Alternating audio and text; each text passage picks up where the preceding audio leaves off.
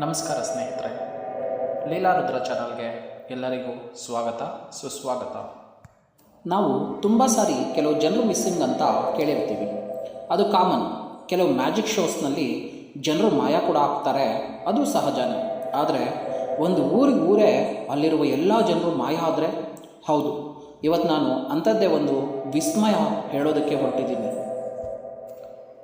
ಇದು ನಾರ್ತ್ ಕೆನಡಾದಲ್ಲಿ ನಡೆದಿರುವಂತಹ ಒಂದು ನೈಜ ಸಂಗತಿ. ಅಲ್ಲಿ ಅಂಜಿಕುನಿ ಅನ್ನೋ ಒಂದು ಸರೋವರ ಇದೆ. ಈ ಸರೋವರ ವರ್ಷದ 6 ತಿಂಗಳು ಪೂರ್ತಿ ಮಂಜಿನಿಂದ ತುಂಬಿರುತ್ತೆ. 1900ರ ಆಸುಪಾಸಿನಲ್ಲಿ ಈ ಅಂಜಿಕುನಿ ಅನ್ನುವಂತಹ ಸರೋವರದ ಸುತ್ತಮುತ್ತ ಜನರ ಒಡನಾಟ ಅಷ್ಟೊಂದಿರಲಿಲ್ಲ. ಆದರೆ ಈ ಸರೋವರದಲ್ಲಿರುವಂತಹ ವಿಧ ವಿಧವಾದ ಮೀನು ಮತ್ತು ಇತರ ಸೀ ಫುಡ್ಸ್ನ ಬಗ್ಗೆ ಜನರಿಂದ ಜನರಿಗೆ ಹಬ್ಬಿ ಈ ಪ್ರದೇಶ ಫೇಮಸ್ ಆಗೋಕ್ಕೆ ಸ್ಟಾರ್ಟ್ ಆಗುತ್ತೆ. ಈ ಸರೋವರದಲ್ಲಿ ಮೀನು ಹಿಡಿಯುವವರು ಮತ್ತು ಆ ಪ್ರದೇಶದಲ್ಲಿನ ಪ್ರಕೃತಿಯನ್ನು ಆಸ್ವಾದಿಸುವವರ ಸಂಖ್ಯೆ ಗಣನೀಯವಾಗಿ ಏರುತ್ತಾ ಹೋಯಿತು.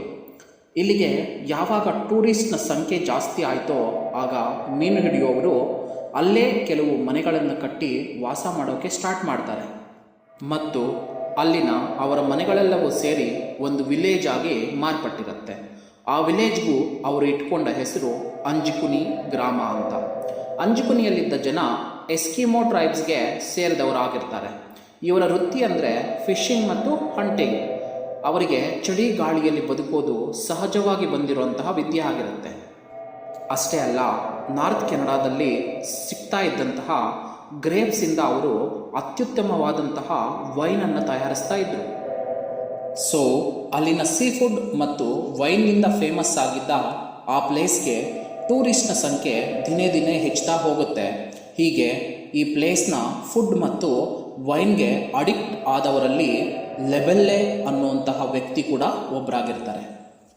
ಲೆಬೆಲ್ಲೆ ಅವರು ತುಂಬ ಬಾರಿ ಅಂಜಿಕುನಿ ವಿಲೇಜ್ಗೆ ವಿಸಿಟ್ ಕೊಟ್ಟಿರ್ತಾರೆ ಮತ್ತು ಅಲ್ಲಿನ ಊಟ ಮತ್ತು ವೈನನ್ನು ಸವಿದಿರ್ತಾರೆ. ಒಂದು ದಿನ ಯಾವುದೋ ಊರಿಗೆ ಹೋಗಬೇಕಿದ್ದ ಲೆಬೆಲ್ಲೆ ಸಾಯಂಕಾಲದ ಹೊತ್ತಿಗೆ ಅಂಜಿಕುನಿ ಗ್ರಾಮದ ಹತ್ತಿರಕ್ಕೆ ಬಂದಿರ್ತಾರೆ. ಹೇಗೂ ಆ ರಾತ್ರಿ ಅಲ್ಲೇ ಕಳೆದು ತನಗೆ ಇಷ್ಟವಾದ ಊಟ ಮತ್ತು ವೈನ್ ಸವಿಬಹುದು ಅಂತ ಆ ಗ್ರಾಮದ ಒಳಗೆ ಎಂಟ್ರಿ ಆಗ್ತಾರೆ. ಆದರೆ ಆ ಗ್ರಾಮದಲ್ಲಿ ಮೊದಲಿಗಿದ್ದ ಹಾಗೆ ಅವನಿಗೆ ಜನಸಂಚಾರ ಕಾಣಿಸೋದಿಲ್ಲ. ತುಂಬ ನಿಗೂಢ ನಿಶ್ಶಬ್ದ ಆ ಗ್ರಾಮವನ್ನು ಆವರಿಸಿರುತ್ತೆ. ಯಾವಾಗಲೂ ತಾನು ಹೋಗುವಂಥ ಮನೆ ಮುಂದೆ ಹೋಗಿ ಕೂತು ಶಾಪ್ ಅವರನ್ನು, ಸರ್ ಯಾರಾದರೂ ಮನೆಯಲ್ಲಿದ್ದೀರಾ ಎಂದು ಪದೇ ಪದೇ ಕೇಳಿಕೊಳ್ತಾನೆ. ಆದರೆ ಆ ಕಡೆಯಿಂದ ಯಾವುದೇ ರೆಸ್ಪಾನ್ಸ್ ಇರೋದಿಲ್ಲ. ಸುತ್ತಲೂ ಒಮ್ಮೆ ಅಲ್ಲಿನ ಸನ್ನಿವೇಶಗಳನ್ನು ಗಮನಿಸಿ ಊರಿನಲ್ಲಿ ಯಾವೊಬ್ಬ ವ್ಯಕ್ತಿಯೂ ಕಾಣಿಸೋದಿಲ್ಲ. ಮನೆಯೊಳಗೆ ಯಾರಾದರೂ ಇದ್ದೀರಾ ಅಂತ ಬಾಗಿಲನ್ನು ಜೋರಾಗಿ ಬಡಿತಾನೆ. ಎಷ್ಟೊತ್ತಿಗೂ ಯಾವುದೇ ರೆಸ್ಪಾನ್ಸ್ ಇಲ್ಲದ ಕಾರಣ ಮನೆ ಬಾಗಿಲನ್ನು ಜೋರಾಗಿ ತಳ್ತಾನೆ. ಆ ಮನೆ ಬಾಗಿಲು ತೆಗೆದುಕೊಳ್ಳುತ್ತೆ. ಆ ಮನೆಯಲ್ಲಿ ಯಾರೂ ಕಾಣಿಸೋದಿಲ್ಲ. ಮನೆಯ ಒಳಗೆ ಎಲ್ಲಿನ ವಸ್ತುಗಳಲ್ಲಿ ಬಿದ್ದಿರುತ್ತೆ. ಒಂದು ಕಡೆ ಅರ್ಧ ಕಟ್ ಮಾಡಿರುವಂತಹ ತರಕಾರಿಗಳು, ಇನ್ನೊಂದು ಕಡೆ ಒಲೆ ಉರಿತಾ ಇರುತ್ತೆ. ಆ ಮನೆಯಿಂದ ಆಚೆ ಬಂದು ದೂರದ ಮನೆಯೊಂದನ್ನು ಗಮನಿಸ್ತಾನೆ. ಆ ಮನೆಯಿಂದ ಹೊಗೆ ಆಚೆ ಬರ್ತಾ ಇರುತ್ತೆ. ಲೆಬೆಲ್ಲೆ ಅಂದುಕೊಳ್ತಾನೆ, ಆ ಮನೆಯಲ್ಲಿ ಯಾರೋ ಫುಡ್ ಪ್ರಿಪೇರ್ ಮಾಡ್ತಿದ್ದಾರೆ ಮತ್ತು ಆ ಮನೆಗೆ ಹೋದರೆ ಯಾರನ್ನಾದರೂ ನಾನು ಮೀಟ್ ಮಾಡಬಹುದು ಅಂತ ಭಯದಿಂದಲೇ ಆ ಕಡೆ ಹೋಗ್ತಾನೆ.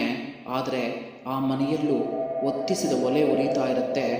ಆದರೆ ಮನುಷ್ಯರು ಮಾತ್ರ ಯಾರೂ ಕಾಣಿಸೋದಿಲ್ಲ.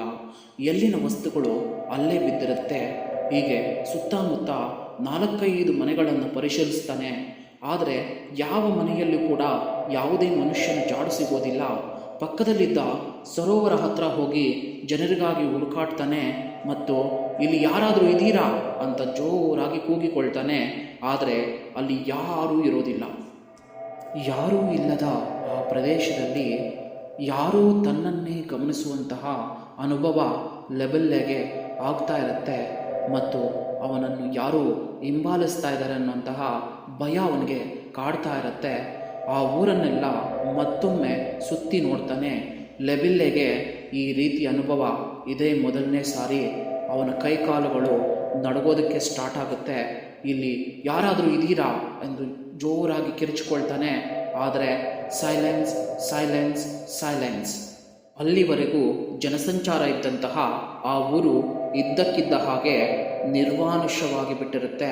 ಅಲ್ಲಿನ ವಸ್ತುಗಳನ್ನು ಗಮನಿಸಿದ್ರೆ ಕೆಲವು ಗಂಟೆಗಳ ಹಿಂದಿನವರೆಗೆ ಜನರು ಅಲ್ಲಿ ತಮ್ಮ ಕೆಲಸಗಳನ್ನು ಮಾಡಿರೋದು ಗೊತ್ತಾಗುತ್ತೆ.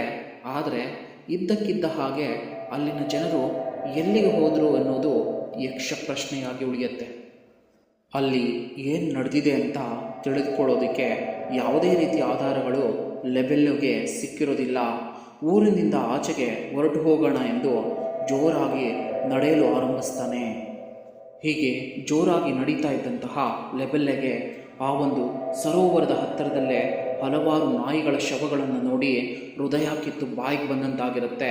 ಭಯದಲ್ಲಿ ನಡುಗಿ ಹೋಗ್ತಾನೆ ಮತ್ತು ಅಲ್ಲಿಂದ ಓಡಲು ಶುರು ಮಾಡ್ತಾನೆ. ಹಿಂದೆ ಅವನನ್ನು ಯಾರೋ ಹಿಂಬಾಲಿಸ್ತಾ ಇರೋ ಹಾಗೆ ಅವನಿಗೆ ಅನುಭವ ಆಗ್ತಾ ಇರುತ್ತೆ. ಆದರೆ ಪ್ರಾಣ ಕೈಯಲ್ಲಿಟ್ಕೊಂಡು ಜೋರಾಗಿ ನಿಟ್ಟುಸಿರು ಬಿಟ್ಕೊಂಡು ಓಡಿ ಹೋಗ್ತಾನೆ. ಆ ಮಂಜಿನ ದಾರಿಯಲ್ಲಿ ಎಲ್ಲಿಗೆ ಓಡ್ತಾ ಇದ್ದೀನಿ ಅನ್ನೋದು ಅವನಿಗೆ ಗೊತ್ತಾಗಲಿಲ್ಲ. ಆದರೆ ಆ ಊರಿಂದ ಆದಷ್ಟು ದೂರ ಹೋಗಬೇಕು ಅಂತ ಅಂದುಕೊಂಡು ಹಾಗೆ ಓಡಿ ಓಡಿ ಸುಸ್ತಾಗಿ ಒಂದು ಕಡೆ ಕೂತು ಬಿಡ್ತಾನೆ. ಹಿಂದಿರುಗಿ ಆ ಊರಿನ ಕಡೆ ನೋಡಿದಾಗ ಲೆಬೆಲ್ಲೋಗೆ ಆ ಊರಿಂದ ಒಂದು ನಿಗೂಢವಾದ ನೀಲಿ ಬಣ್ಣದ ಬೆಳಕೊಂದು ಆಕಾಶದ ಕಡೆ ಹೋಗ್ತಾ ಇರೋದನ್ನು ಅವನು ನೋಡ್ತಾನೆ. ಅದು ಏನಾಗಿರಬಹುದು ಅಂತ ಅವನಿಗೆ ಗೊತ್ತಾಗೋದಿಲ್ಲ. ನೆಕ್ಸ್ಟ್ ಮಾರ್ನಿಂಗ್ ತನ್ನ ಫ್ರೆಂಡ್ ಆಗಿರ್ತಕ್ಕಂತಹ ಒಬ್ಬ ರಿಪೋರ್ಟರ್ಗೆ ತಾನು ನೋಡಿದ್ದೆಲ್ಲವನ್ನು ಅವನು ಹಂಚ್ಕೊಳ್ತಾನೆ.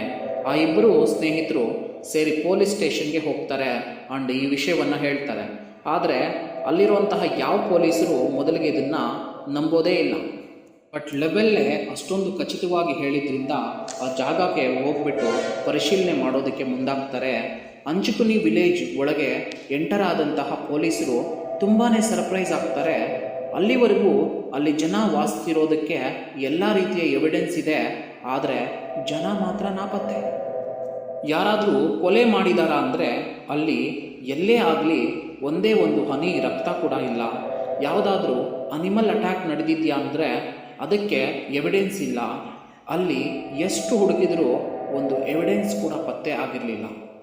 ಕೊನೆಗೆ ಪೊಲೀಸರು ಆ ಲೇಕ್ನ ಬಳಿ ಇರುವಂತಹ ಕೆಲವು ಸಮಾಧಿಗಳನ್ನು ಅಗೆದು ಆ ಸಮಾಧಿಗಳಲ್ಲಿ ಇರುವಂತಹ ಶವಗಳನ್ನು ಪರೀಕ್ಷೆ ಮಾಡಬೇಕು ಅಂತ ಅಂದುಕೊಳ್ತಾರೆ.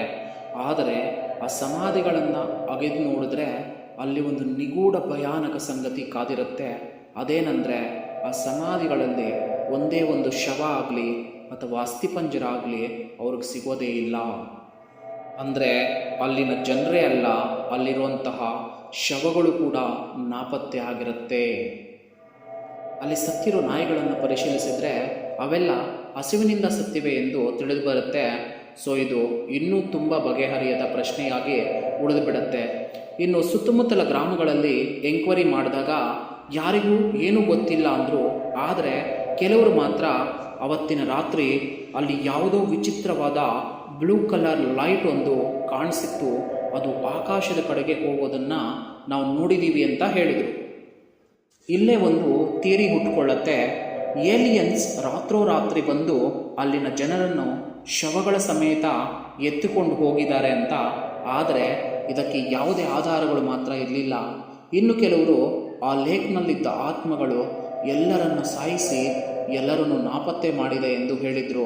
ಇನ್ನು ಕೆಲವರು ಆ ಟ್ರೈಬಲ್ಸ್ ಪೂಜೆ ಮಾಡುವಂತಹ ದೇವರು ಅವರನ್ನೆಲ್ಲ ರಾತ್ರೋರಾತ್ರಿ ಸ್ವರ್ಗಕ್ಕೆ ಕರೆದುಕೊಂಡು ಹೋಗಿದ್ದಾರೆ ಎಂದು ಮಾತಾಡಿಕೊಂಡ್ರು. ತುಂಬ ವಿಧ ವಿಧವಾದ ಕಥೆಗಳು ಹುಟ್ಟುಕೊಂಡವು. ಆದರೆ ಯಾರಿಗೂ ನಿಜವಾದ ಸಂಗತಿ ಏನು ಅಂತ ಮಾತ್ರ ಗೊತ್ತಿರಲಿಲ್ಲ.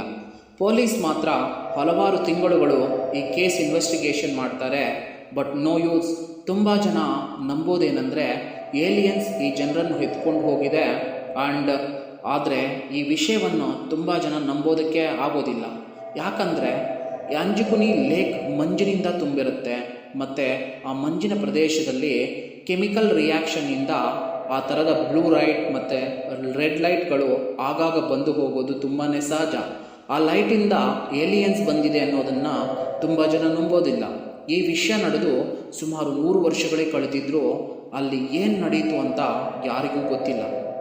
1930ರಲ್ಲಿ ಒಂದು ನ್ಯೂಸ್ ಪೇಪರ್ನಲ್ಲಿ ಈ ವಿಷಯ ಬರೆದಿರ್ತಾರೆ, ಎಲ್ಲರಿಗೂ ಇದರ ಬಗ್ಗೆ ಗೊತ್ತಾಗುತ್ತೆ. ಆದರೆ 1931ರಲ್ಲಿ ಪೊಲೀಸರು ಯಾವುದೇ ಸಾಕ್ಷ್ಯಾಧಾರಗಳು ಇಲ್ಲದ ಕಾರಣ ಈ ಕೇಸನ್ನು ಕೈ ಬಿಡ್ತಾರೆ. 100 ವರ್ಷ ಆದರೂ ಇದೊಂದು ಅನ್ಸಾಲ್ವ್ಡ್ ಮಿಸ್ಟರಿ ಆಗೇ ಉಳಿದಿದೆ. ಇಷ್ಟೇ ಅಲ್ಲ, ನಮ್ಮ ಭಾರತ ದೇಶದಲ್ಲೂ ಸಹ ಹೀಗೆ ರಾತ್ರೋರಾತ್ರಿ ಮಾಯವಾದಂತಹ ಒಂದು ವಿಲೇಜ್ ಇದೆ. ಆ ವಿಲೇಜ್ನ ಬಗ್ಗೆ ನಾನು ನೆಕ್ಸ್ಟ್ ವಿಡಿಯೋದಲ್ಲಿ ನಿಮಗೆ ಶೇರ್ ಮಾಡ್ತೀನಿ. That's all for today. Thanks for watching. Please subscribe my channel.